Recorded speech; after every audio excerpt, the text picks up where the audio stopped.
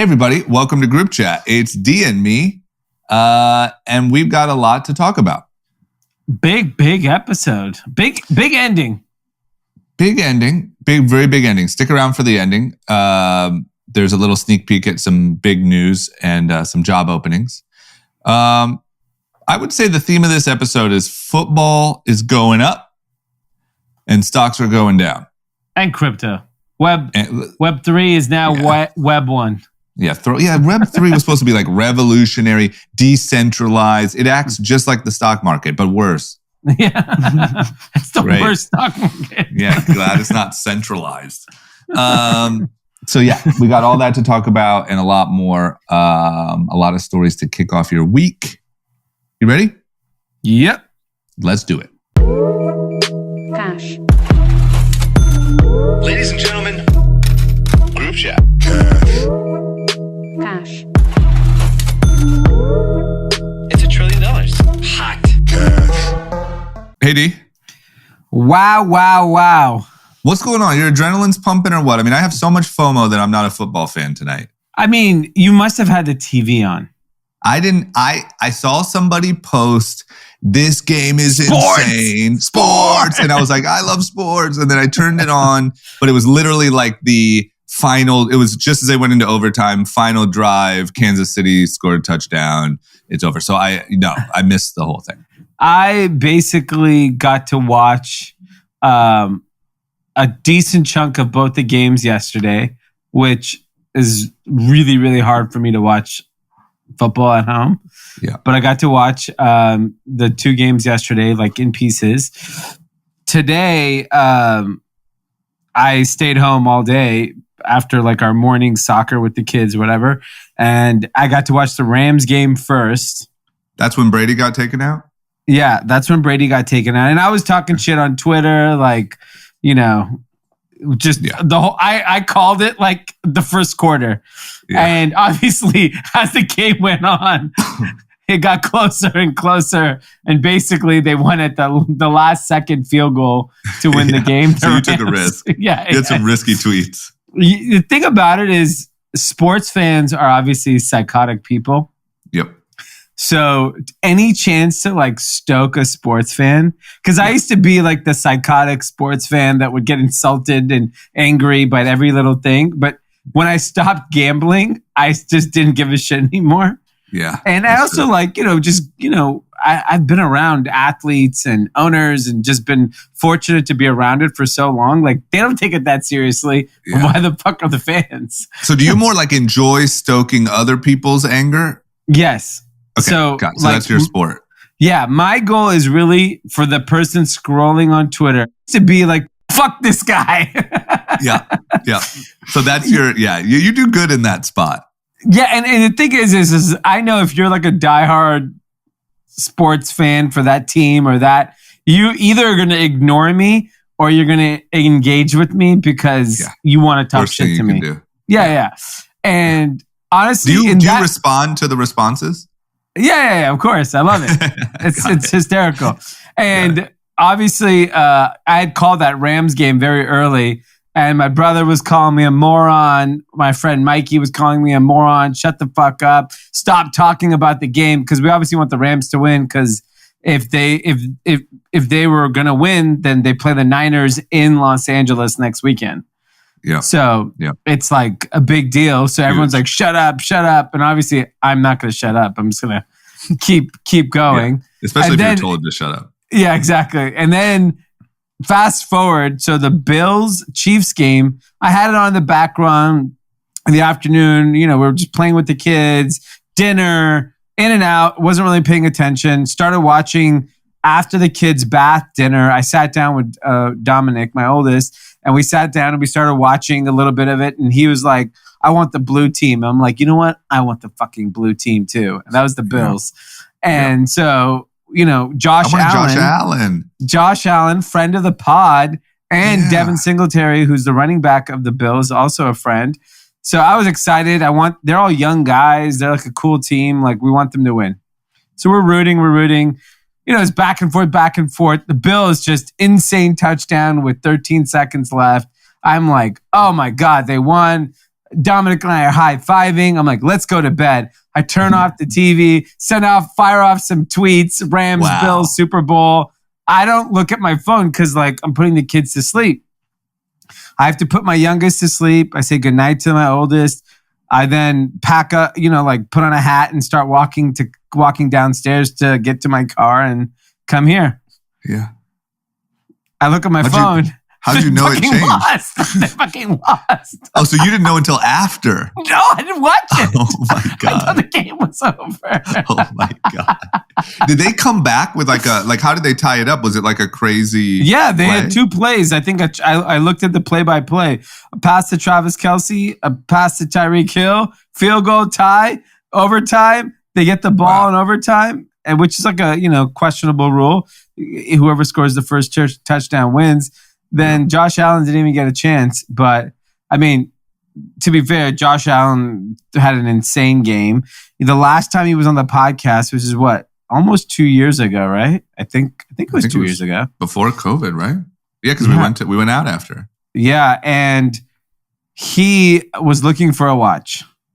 Yes. And he was looking for, in my opinion, a low budget watch considering his income. Yeah. Yeah.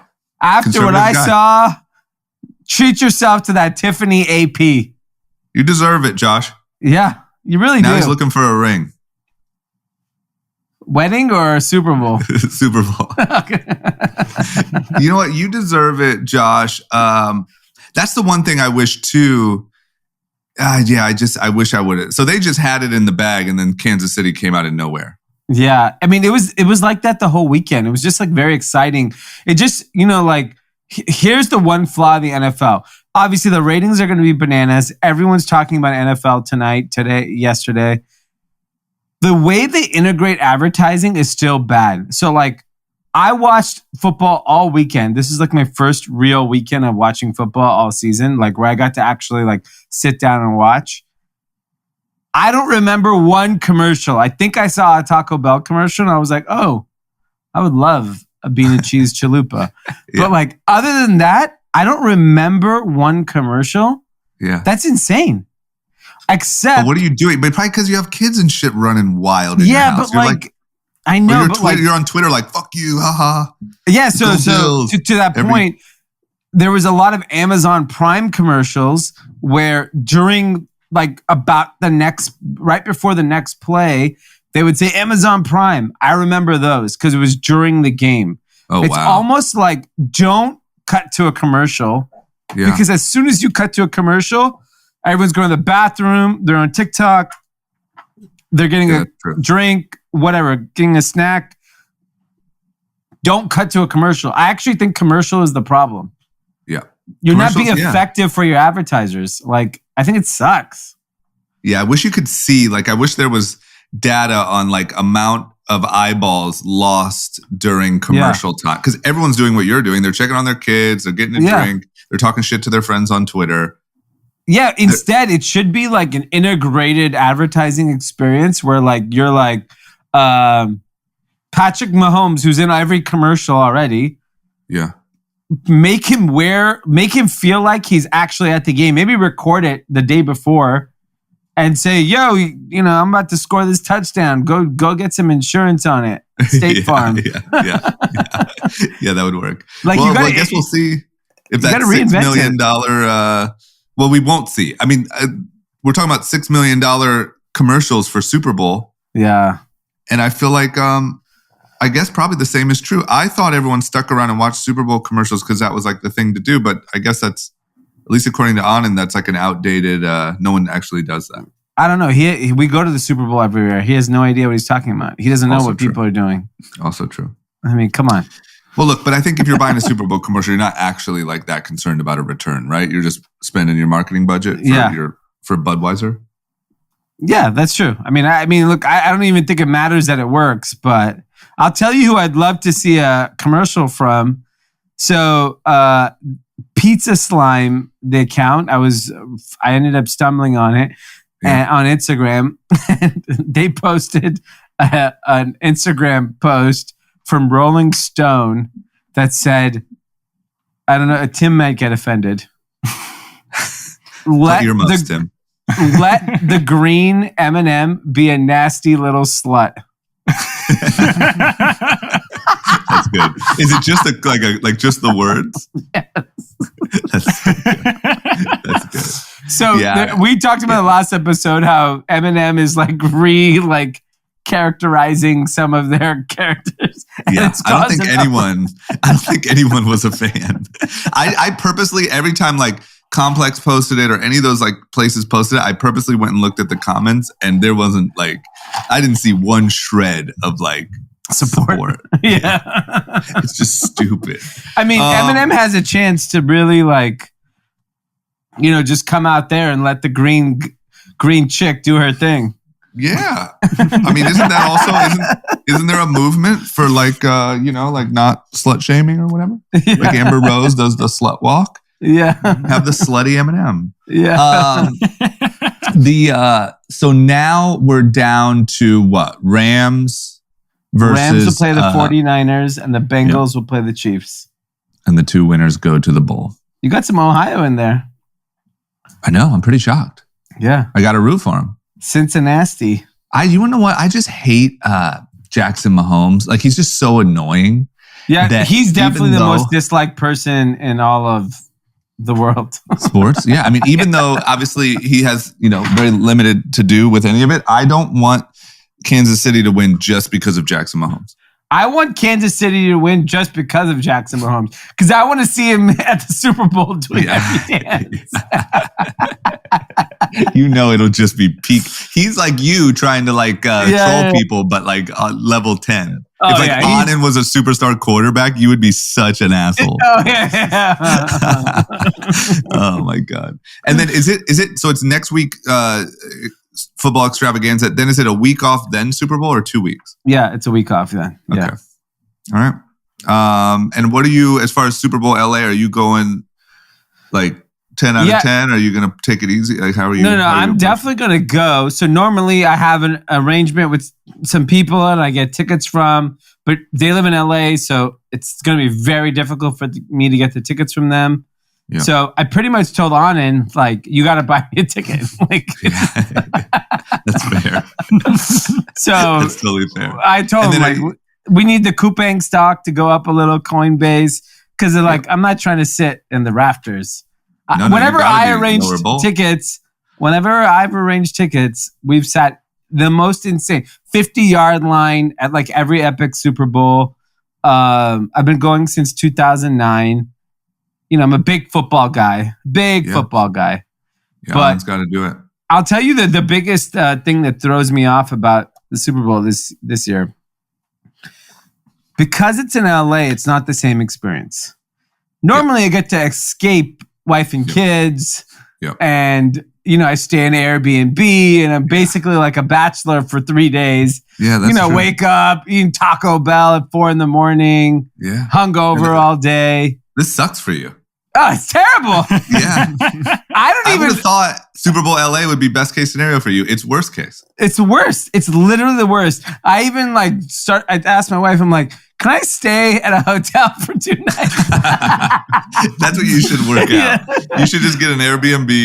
I want to get an Airbnb in like Manhattan Beach. Yeah. And stay there for 2 nights. And eat Taco Bell. Yeah. That should be fair. The problem is like, okay, if I go out like Friday and Saturday night, I got to wake up at 5 a.m. or 5:30 in the morning. It's miserable.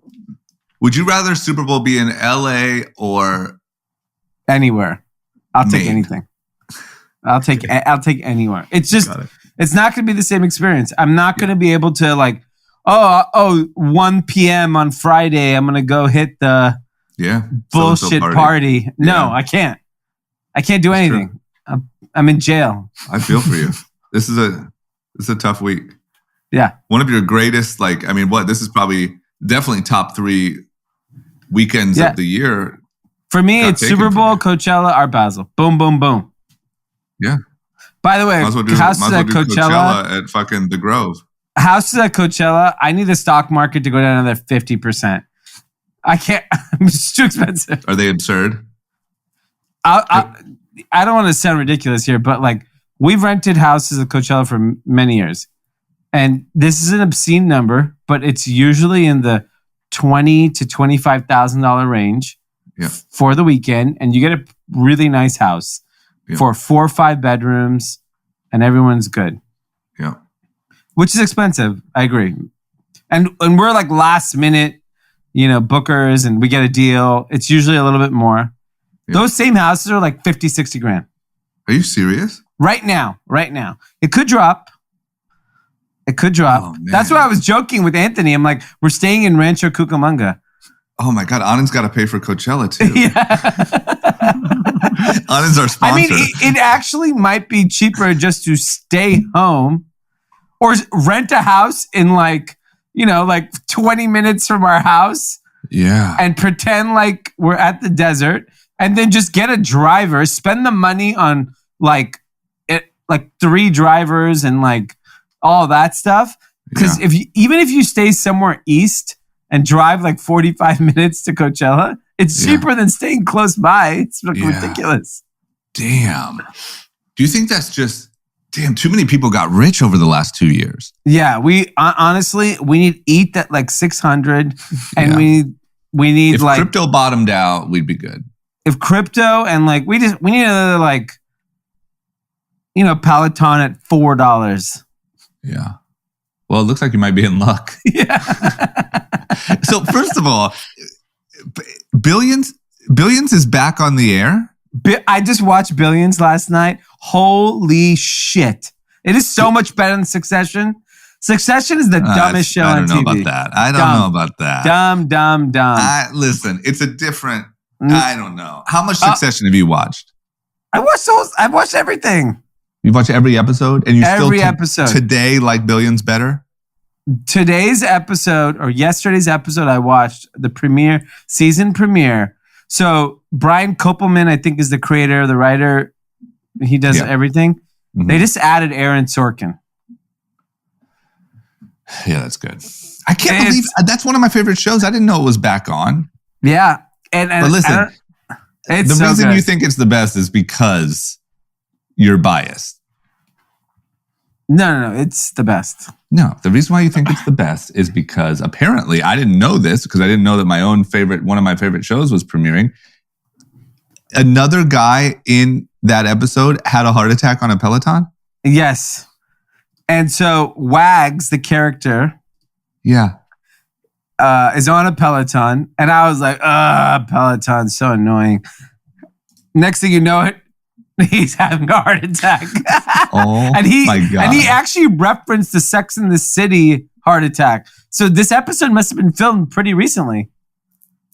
Yeah, or I wonder if almost like they did it and then Sex and the City aired it and they're like, fuck, we're going to do the same thing. Like we have to we're not going to rewrite it. We have to just go back and reference it. Because that seems really short to be filming an episode. Yeah, that's true. They may have reshot it. I wonder. But basically, Peloton even came out today and was like, what's going on? Like, shouldn't we have some permission? What are the legal rights? I'm like, no, your shit is killing people. You guys are murderers. No wonder, man. You were probably watching the show, barely paying attention, and then that scene happened, and you're like, this is the best show ever. Fuck Succession. By the way, our clip on TikTok. So apparently Peloton is very algorithmic friendly to TikTok. And I mean, we got like 500,000 views on our TikTok rant. Really? Our Peloton rant. Oh my God.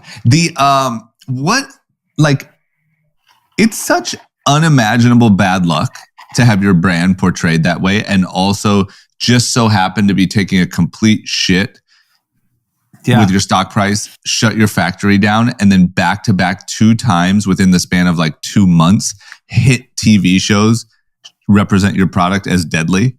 Yeah, I mean, like very hit TV shows too. Billions and Sex and the City. And today got announced that an activist investor is looking to make changes in the company, including removing John Foley as CEO. Wow. That's the guy who just bought the Hamptons house? I mean, this guy's buying real estate like you couldn't believe it. Spent like $50 million on a home and God knows anybody yacht too. So here's my thing. At the end of the day, if he did not have the foresight that this was happening, he's not fit to be CEO. Do what every other Fortune 500 white founder does. Hire an Indian.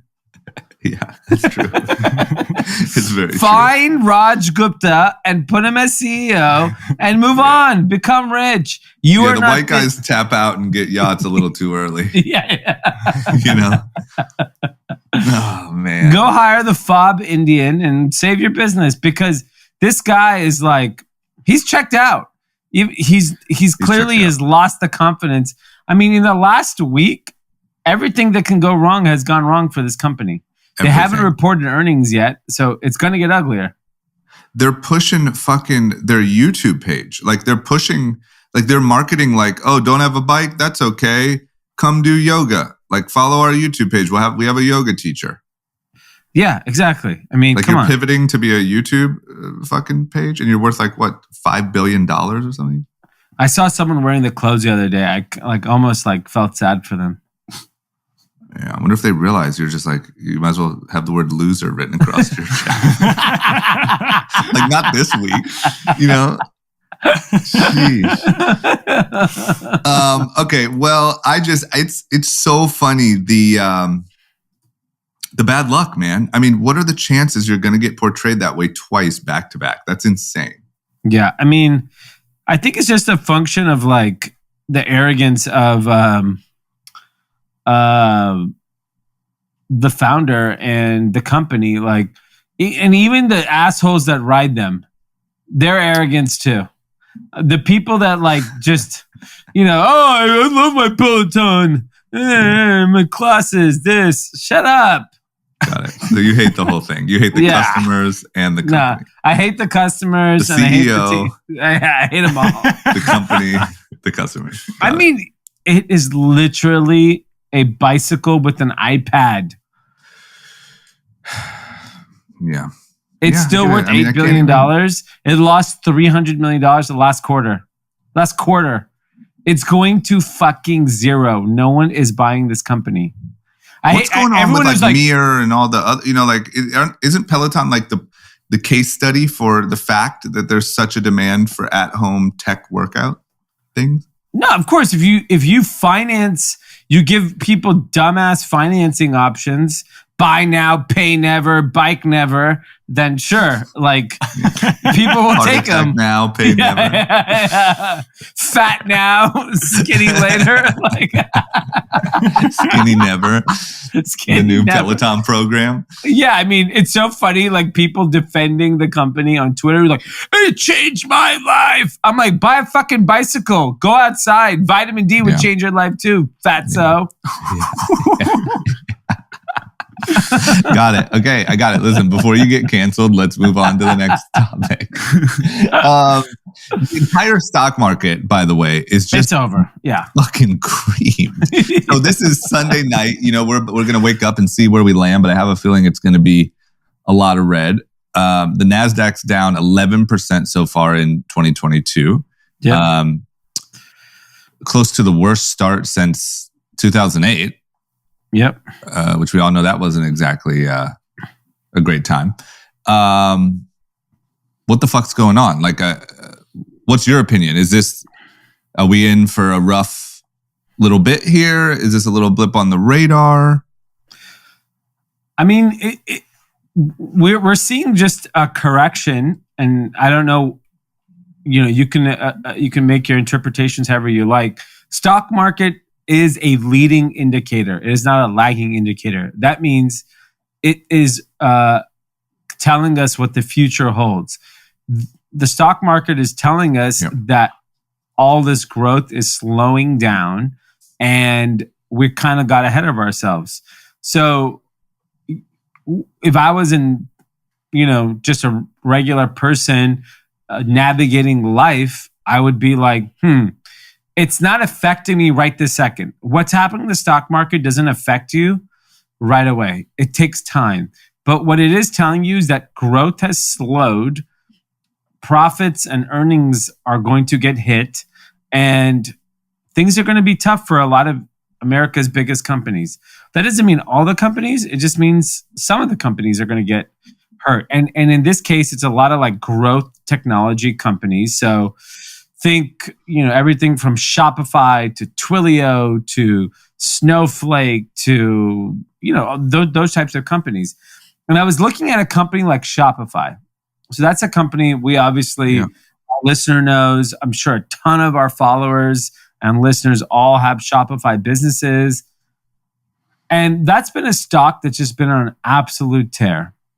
So it peaked at $1,700 a share, valuing the company like north of $200 billion, which is nuts, right? 200, I think almost $220 billion. The stock is down to 882. It was down $141 just on Friday. And that company is an interesting example. So they announced on Friday that it is cutting ties with some fulfillment centers in potential reduction of planned capacity. So they went and got in the fulfillment business, and it sounds like it's not what they expected, and they're cutting capacity. So that tells me that clearly their own customers are struggling and they're not growing like they used to. And Shopify is like, maybe we don't need to be in this business, or maybe we need to be in this business in a smaller way. Yeah. Honestly, that's a pretty scary sight, because like Shopify is a good example of the small and medium business in America. Yeah. And I feel like, to put things in perspective, in 2020, Shopify did less than $3 billion of revenue. They are worth, right this second, after being down 50%, $111 billion. Yeah. Let's just say this year, 2021, or last year, 2021, they still end up at $4 billion. They're still trading like 25 plus X revenue. Yeah. That's a joke. That is a joke. They may go down another 50%. Yeah. They could. They totally could, and still be wildly highly overvalued. Yeah. And what I think is like, we are all Shopify sites. We know a ton of other Shopify sites. What people don't understand when you're a small business, like let's say you had a $500,000 month, and then you're like, oh, we were off a little. We did 400,000 the next month. You were down 20%, 20%. And you don't even realize that you were down 20%. That's a staggering number to be down. And what concerns me is when the iOS 14 update happened on Apple, we immediately saw Facebook performance dip for almost all businesses. I'm sure there'll be the one business that we hear about that did amazing with Facebook ads, whatever. Fuck you. We don't care about you. Everybody else had a very, very difficult time. Yeah. And then all of a sudden we had a supply chain issue. So we were like, is it maybe because we don't have product? Oh yeah, by the way, the ads aren't working really well. Okay, cool. December came by. It was supply chain. And then all of a sudden consumers aren't shopping. And then we had the Facebook issue. Now we're in January. Everyone has goods. Consumers aren't shopping. Facebook's not working. And Shopify is the beneficiary and the detriment of when people aren't shopping. So I look at that and I'm like, and Shopify is at the top of the food chain of these businesses. Twilio and the servers and all the other little businesses around it, they all have to be hurting. They have to be hurting. Yeah. You're sending less text messages. You're sending less emails. They're less effective. Like your server cost is less because your traffic is down. It is, I would say it's quite scary for that whole like D2C e-commerce world. Like our world has been rocked. Yep. Yeah. What's funny is the old Warren Buffett is looking real good right now. Warren Buffett is up 3%. The market's down 13%. Cathie Wood, who started the ARK ETF, who was very early in all these growth stocks, they're the same performance over the last couple of years now. And 2020, she just murdered. So for the listeners, Cathie Wood has the ARK Fund, which is, heavily concentrated on these growth stocks. And 2020, she was like a superstar. She was doing interviews, speaking. Just Cathie Wood is the genius. And now old Warren Buffett and Coca-Cola are catching up. Yeah. Warren was right. I think we probably made fun of Warren on this. We 100% made fun of old ass Warren Buffett. Yeah. And now he's looking real good. And that's why those guys are the richest people in the world. And not us. We're screaming that's why on a podcast. We're asking for someone to buy our Super Bowl tickets. I'm banking on coupon to go up so I can go to the Super Bowl. We're gonna stay in Rancho Cucamonga for Coachella. Yeah, we're making fun of Warren Buffett. We're staying 75 miles away from Coachella. I'm banking on my little brother to buy me Super Bowl tickets. And we're talking about how stupid Warren Buffett is. Shit. Well, hey, good for him. I do think in a time like this, he probably missed out on some real growth, the last handful of years. But man, I'm sure he would probably tell you this all along. Like, this is the other side of it, Yeah, and I think, if you look at what's happening in crypto, so, forget all the alternative coins that everyone loves to talk about. Bitcoin and Ethereum are down 50%. Yeah. That's wild. Wild, right? And you would, the thing is like the average retail investor probably hasn't sold their ETH or crypto.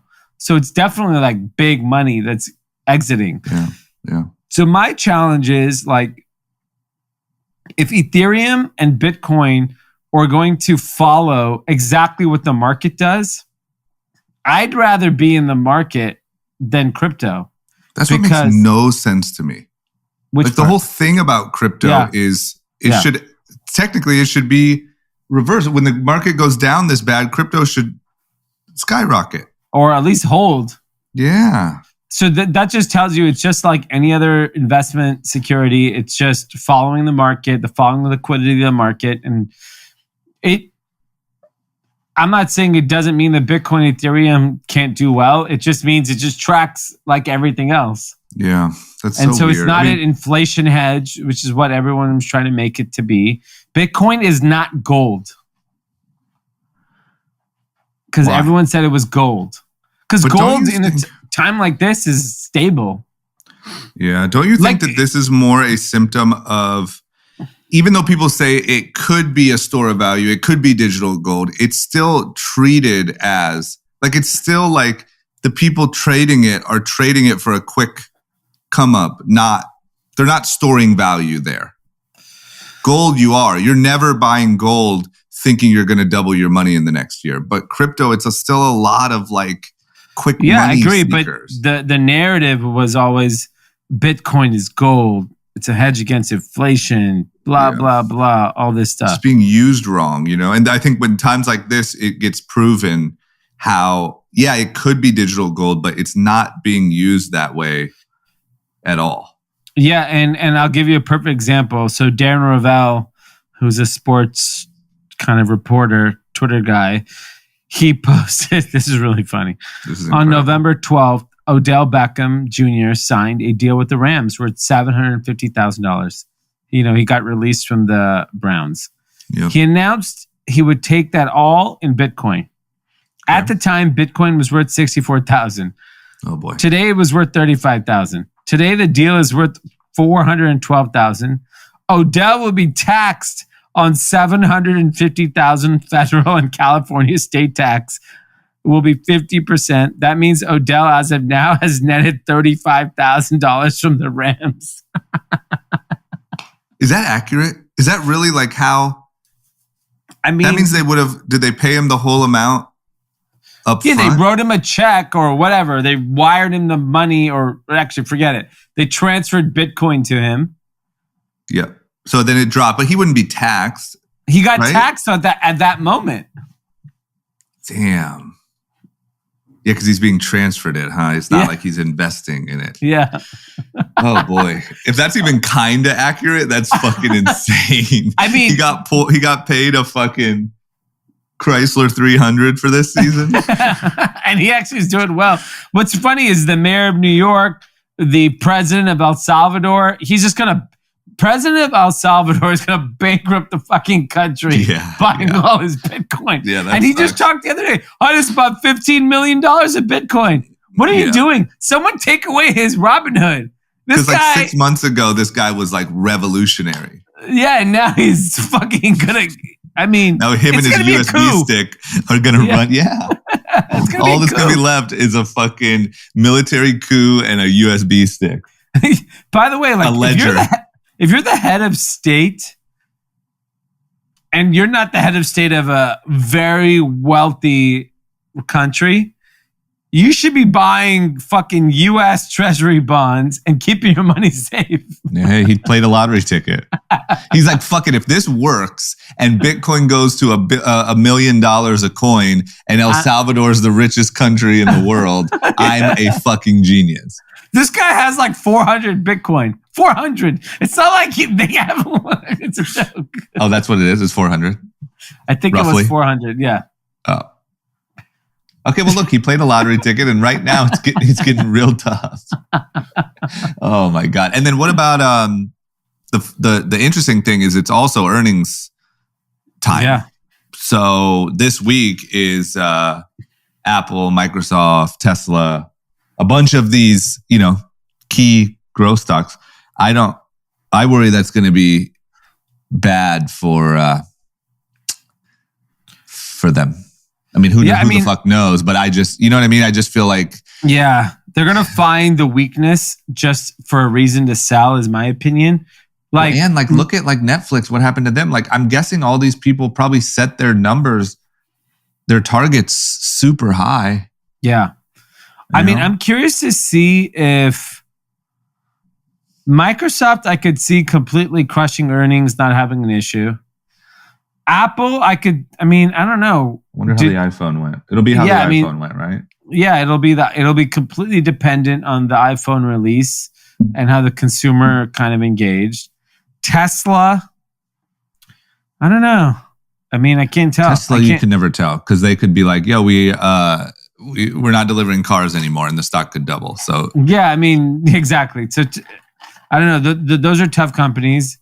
McDonald's. It just seems like when news is bad, like when things are bad, all news is bad news. Like it just feels that way. Like if the momentum is going down, they're like you said, they're going to read into it and find the negative. Yeah, I definitely think that people are just generally looking for the negative on these earnings reports. So it's going to be a wild week to see what happens. There's a lot of meme going on about, with crypto down, that McDonald's jobs are going to explode. There's like a direct correlation of I think it'll be like we talked about, the opposite of the Great Resignation. Yeah. I'm curious to see what are the prices where people feel that they have to take the job market and their current job seriously. Like, what do you have to see visually? Because the problem is like I said, stock market, crypto, they're all leading indicators. It doesn't I don't know about crypto. Crypto might not be a leading indicator, but stock market definitely is because it's forecasting what future profits look like. So those people that work at those companies may not feel the impacts of that till 3-6 months down the road because they may see no bonus. They may see layoffs. We don't know what we're going to see.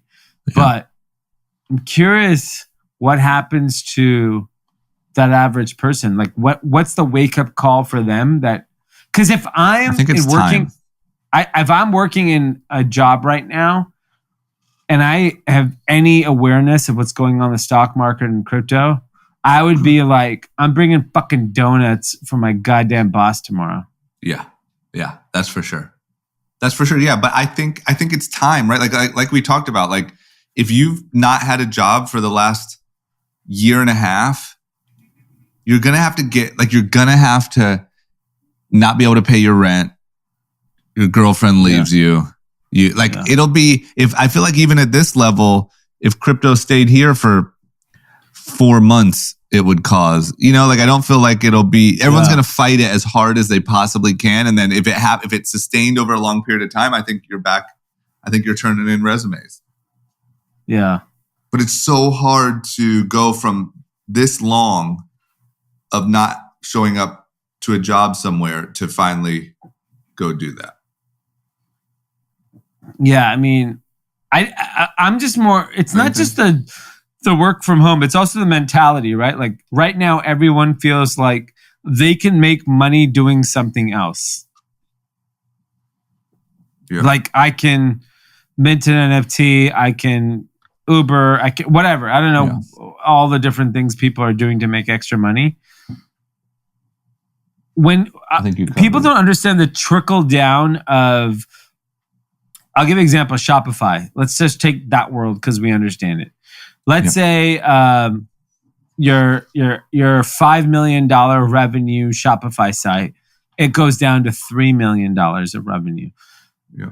They're spending less money on Facebook, which obviously has an impact on Facebook. Maybe they have a digital agency. They're paying them less money. Or they have someone they've hired to run their ads. They're paying them less money. The photographer is making less money. The model is making less money. The fulfillment company is making less money. And so on and so forth. It goes down the ladder.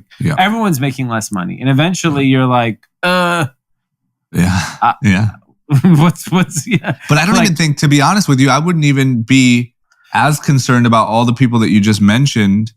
I'd be concerned about the people that aren't a model or photographer or any of that and just thought they could kind of trade and hustle in the Web3 world to make ends meet.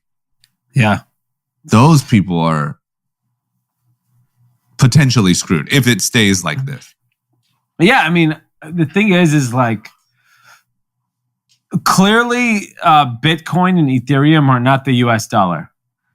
Because the US dollar has not, if you count the biggest kind of negative of the US dollar is inflation, then you're talking 6-7%. Yep. Bitcoin's down 50. Yeah, that's tough. It's tough. Look, it could go back up, and I could pretend like I never doubted it and I knew it all along, just like Anand is so strong on. But it's far from obvious. Yeah. Yeah.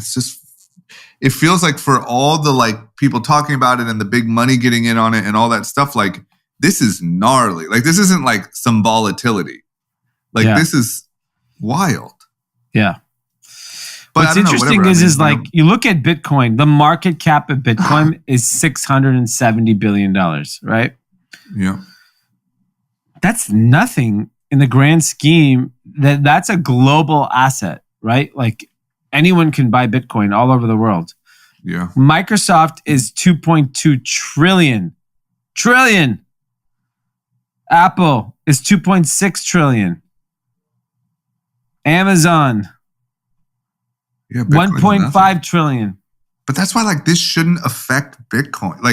Bitcoin shouldn't cut in half when the market goes down. Yeah. It just, I don't know. It feels so, I see the vision. I see what it could be, but this feels a little crazy. You know what? It's similar to in politics, the silent majority. All we see on social media is people pumping this shit up. But the reality is there's a bunch of people that actually control it. In this case, the silent majority are hedge funds, large investors. Yeah. When they want liquidity and they want safety, they dump all their assets. And whether it's crypto or stocks or whatever it is, they dump it. Yeah. And, there's blood everywhere. Yeah, there is. Yeah. Yeah, I don't know. Well, we'll see. Hopefully this is a little mini correction. Yeah. But there does seem to be some real warning signs that it could be tough. I was hoping Omicron's done, stock market's ripping, crypto, everyone's selling JPEGs. I was really hoping, had high hopes. Coachella, maybe might stick around and watch Harry Styles because, Why my crypto's hot. Yeah. Okay. Last but not least, did you see? There's a problem going on in Hong Kong, which is that China's going for this like COVID zero, essentially, like completely eradicating COVID. The lockdowns and the treatment of it is way different than here, which is really doesn't make much sense to me. But it's really, really gnarly still because they're trying to get to 0 cases. So a lot of the big executives and people that are working in Hong Kong are starting to leave because they're sick of living that way, which makes total sense. And I just wonder, like, the biggest thing that I wonder is we talk about China a lot and how, scary it is and potentially threatening and whatever. But I know this is a little different because it's Hong Kong and it's foreign executives. But like, do people just get sick of, like, do the people get sick of the treatment, the overbearing treatment, and there's a lot of problems? Like, is this an early sign? I think it's I felt like this was happening right at the beginning of the pandemic because Hong Kong is obviously attached to China at this point. But Hong Kong is one of those very unique cities. It's probably the most diverse city in the world because you have, obviously, it used to be a former British colony and has like that presence. It has mainland China presence. It has people that are native Hong Kong. There's so many Indian people there, Nigerian people. It's always been this international, incredible country, I don't even know what it is, province of China now. And I always really enjoyed going there for food and fun and just, meeting all my kind of Chinese counterparts in my industry. But I could see it like being unbearable, and like probably most people will never visit Hong Kong now because the COVID was the beginning of it. But now it's just clear that it is basically China, and there's going to be very strong rules on how they're going to operate. And I don't know. It sucks because it was such an amazing place, but like it's as much as like we talked about globalization in the last like 20 years, I almost feel like there's a bunch of people that are just never going to certain places. Like I look at the vaccine as like an example of why like certain people, like I know people that live in Orange County, like they don't want to come to LA because they're like, oh, you have to show your vaccine when you go to a restaurant. Yeah. And they're not vaccinated. And so it becomes like a thing. So they'd rather just never eat in LA again. And that's mellow. I can't imagine what's happening in Hong Kong. And don't you feel like I think we hear a lot about like, oh, LA is super liberal, so we're like tighter on the vaccine or on COVID. Florida doesn't give a fuck, whatever. But like China, Australia, some of these countries are literally trying to get to 0 cases ever. And I just feel like that's impossible. I feel like at a certain point, they have to let go of that. Don't you think? Or else I could see Australia getting to that point because of where they tourism. give up, you mean? Yeah, they give up. I could see Australia giving up because at some point it'll have an impact on their economy. China, it's about control. Yeah. Right? Because honestly, China doesn't care if Hong Kong goes to 0.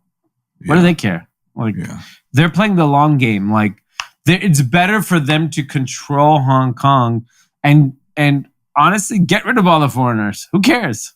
Yeah. Yeah, it's just. Man, by the way, I actually finally listened to All In.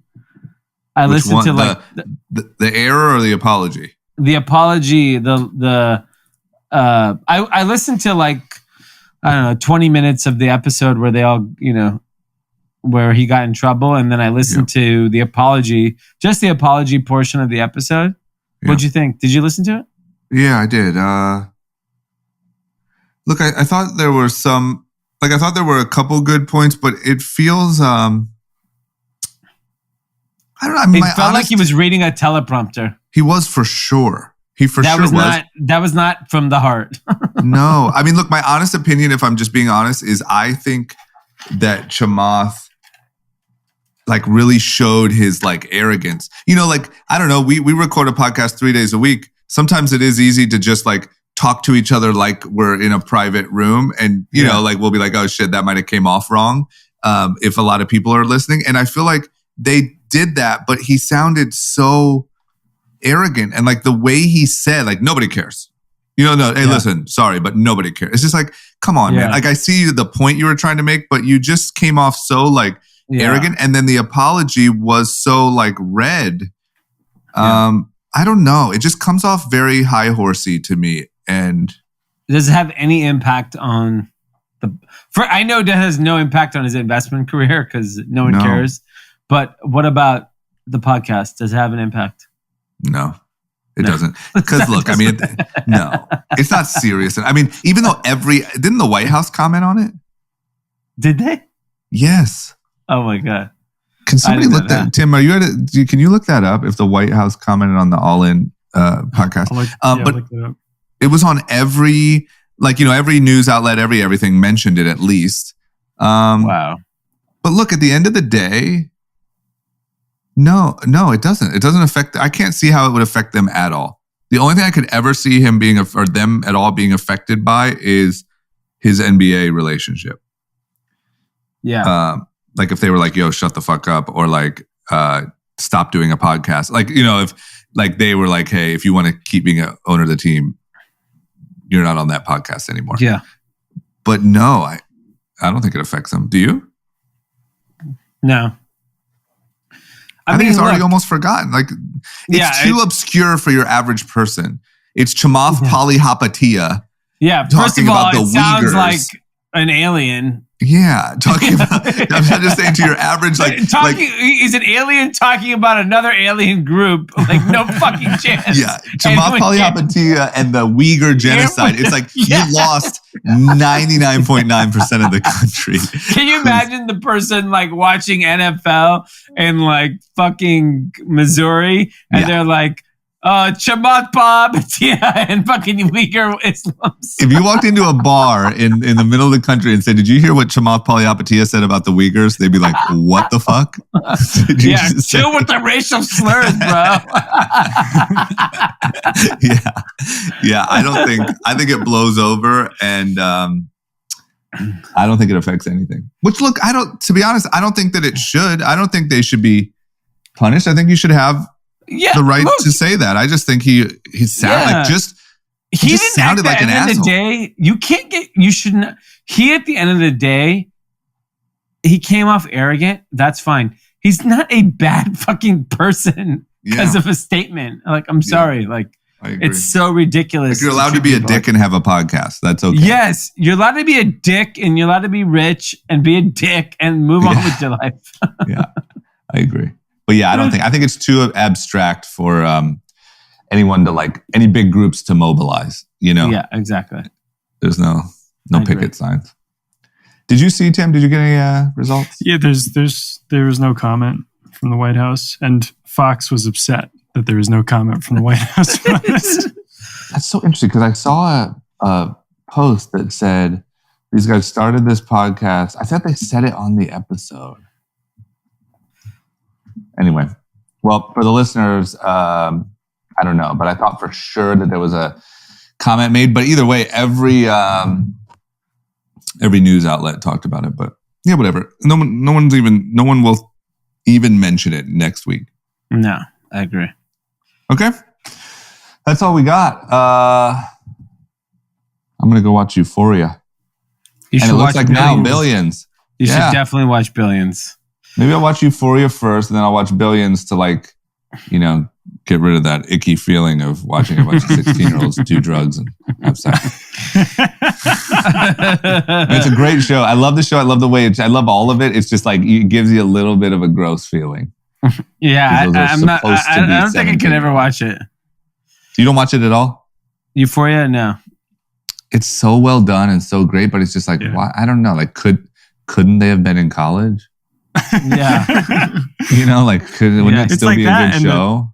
And the show Sex Education on Netflix, like the new season of that, everyone in the show is like almost 30, but they're pretending like they're in high school. Can't you just like write a new plot where they're 30?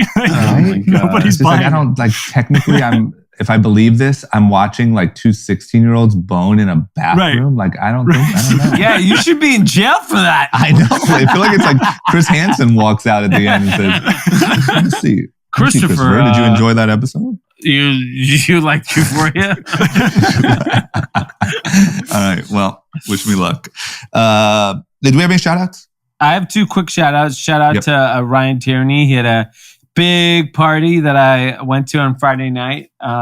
Nice. Out in Santa Monica. It was, much younger crowd than I'm used to, but it's all right. You gotta stay young. Not Euphoria young, I hope. Yeah, it's more USC scandal young. Got it. Okay, that's perfect. And then I want to give a shout out to our guy Pablo, listens to the podcast. He wrote me a message, work customer service for Peloton. If anyone out there, including you guys, looking for someone with 5+ years with customer service and sales in the Scottsdale, Arizona area, hit him up. So he's in the Discord. If you're out in Scottsdale and you're looking for someone in that position, hit my guy Pablo up. Jumping ship, huh? Yeah, trying to get ahead of the situation. He sees the writing on the wall. Help my guy out, man. Yeah. We also have sad news. One of our team members is leaving us. R.I.P. Tim Kamash. Tim Kamash. We're losing the socialist voice. So things are about to get real fucking crazy on here. Yeah, we're going full on MAGA. We're doing an AOC episode on the day after Tim's gone. What we've been wanting to say. Tim, where are you going? I am doing my own thing. I've got a business. I run a studio in Inglewood, and we've reached the point where I can pay myself enough that I don't need to do anything else, and it's taking up too much of my time to be able to do it. So, what's going on in that studio?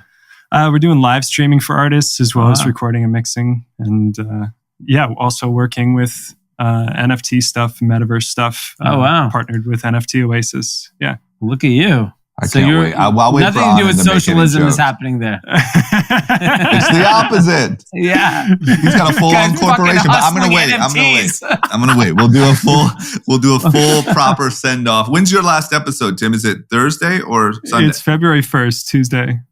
So here's your opportunity. The door is open. We are looking for a sound engineer.